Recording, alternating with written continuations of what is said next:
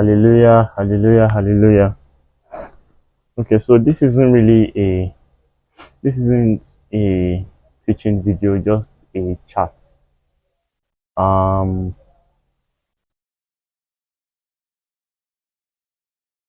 Chat, you can call it a chat, you can call it a word of encouragement, you can call it a chastening, you can call it just friendly advice or brotherly advice, mm, or celestial advice, you can call it anyone.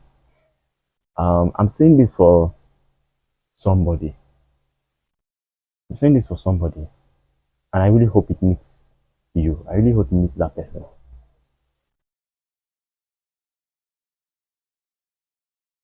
For destiny fulfillment requires audacity. It requires boldness. To fulfill destiny, it requires you being unapologetic. You can never, you can never fulfill destiny if you are somebody who is leaning to people's opinions. You can never fulfill destiny if you are somebody who always leans and heeds to people's opinions. If you are the kind of person who cares what people see, what people will say, what people will think, forget about fulfilling destiny. Forget it. That script in heaven that was written on your behalf, forget it. In order to live it out, in order for it to become a manifested reality, at some point in your journey, you have to say them the consequences, to hell with whatever anybody thinks or says.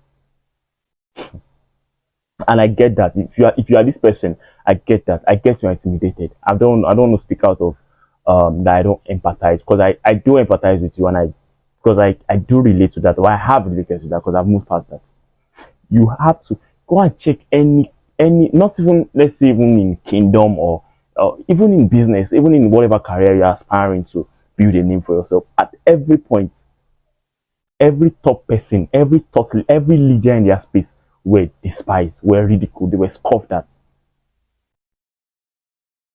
What makes you think you'll be any exempted? You'll be any exemption from that? What makes you think you'll be exempted for that? I speak this with love, but I speak this with truth as well. What people think, that's what you are still thinking of. This is August. We're about to enter September 2024. September 2024. 2025 would be 5 years into 2020. This is 2024, and your biggest problem is what people will think. And now let me relate this to Christians, Celestians, Christians. God has given you a gift, but you're just stalling. You're just stalling for what? You're waiting for the right time. Let me tell you, there's no right time. There is never a right time. Never a right time. There is never a right time. And this is there's a video I've said this like twice in so that the teachings I've made about a word God gave me for Celestians, particularly Gen Z Celestians. I'm yet to release that word. I'm still praying about it. Look, you don't have the time you think you have. I'm telling you, you don't have the time. See, you will blink your eye and you will open your eye, and the only thing that you will feel is the bitter taste of regret in your mouth. I don't want that for you. I don't want that for anybody. But it's the reality. There's been a lot of stories of people who, at their deathbed, the regrets they always had was the things they didn't do, the life they didn't live, because they cared so much of what people will say. I just want to say this for somebody. Like, I understand. I understand it can be intimidating. I understand that it can feel like, like, gosh, it's overwhelming. Exactly. If your dreams are not overwhelming, then it's not from God. Because a key sign that your dreams and everything that version of you are trying to live out is God ordained, is because it's too big for you to accomplish on your own. That's why you need God.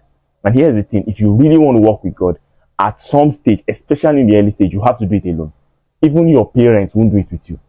Your siblings, nobody will do it with you. Only you and your cross.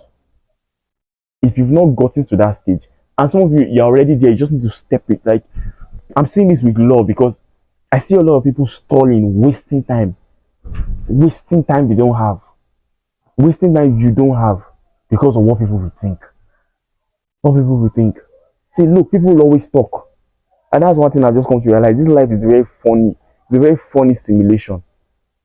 If anybody dies, the way the world will move on, these same people you are caring so much of what they will say. If, God forbid, you went to heaven today, they will move on like you never even existed. So what are you really why are you overrating yourself to think the world actually cares what you are doing or what you are not doing? I think we overemphasize how much people are thinking about us, and I think that's one thing that's one ice that needs to melt. Nobody's thinking about you that much, to be honest. Nobody's thinking about you that much.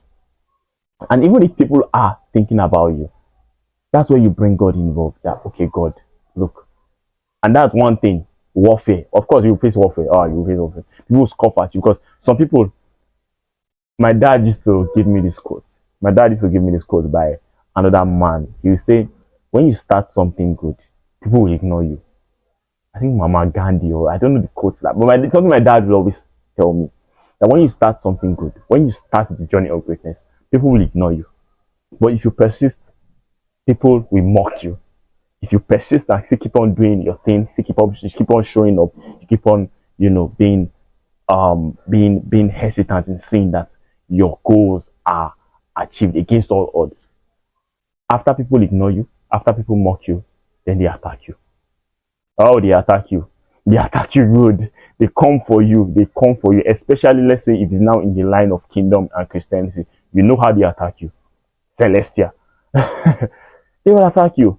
But that's where all of this is to prepare you to build character and to make you closer to God and putting Christ as your only defense. So it's not to bring you down, it's actually to make you see. Because how can you know God is your defender if there's no attack coming your way? How can you know that how can you know God as your protector if there are not things for him to protect you from? So at the end of the day, it's actually serving your good that people are speaking against you and trying to attack you because you are sure that there is a shield that has been raised before you to confirm that God called you. And here's the beautiful part about after people attack you, you win. You win. Because there's nobody who is truly called by God that God will fight, that God won't fight for. Nobody. Nobody. God will fight for you. So if God has called you to the ministry of singing, to the ministry of teaching, to the ministry of prophecy, to the ministry, to the office of the prophetic, to careers, to be a dancer, to be a model, to be an artist, whatever it is God has called you to do, enough stalling and start. Now is this. I don't want to transition into that word God gave me, but I'll take it there on time. But look, you don't have the time you think you have. You don't have the time. I don't care how young you are. You are not too young. At the same time, you are not too old. Some of you think it's too late. It's not too late. If you start now, because here's one thing about God. He's not in time. So God can take the 10 years you thought you wasted. God can take that 10 years, all you could have achieved in that 10 years, and give you in just 1 year. That is God. In fact, that's what he loves to do. But you need to show effort. You need to show that you mean business. You need to show that God, okay, this is what I want to do. I want to do it right. And after you win, you celebrate. And these same people, the ones who are lucky enough to still be alive, will still come and celebrate with you. That is how life is. You need to see this. I just hope this blesses somebody, and I just hope it really gets to you, man. I just need you to see this. You don't really have the time you think you have. And people don't really care about you as much as you think they do. Enough of holding on to what people will say or what people will think. That fear, let it fade away. And I get it can be intimidating, but look, you just have to step on water, man. But I promise you, if you really step on water, you will not drown. Because the one who called you is on the water with you.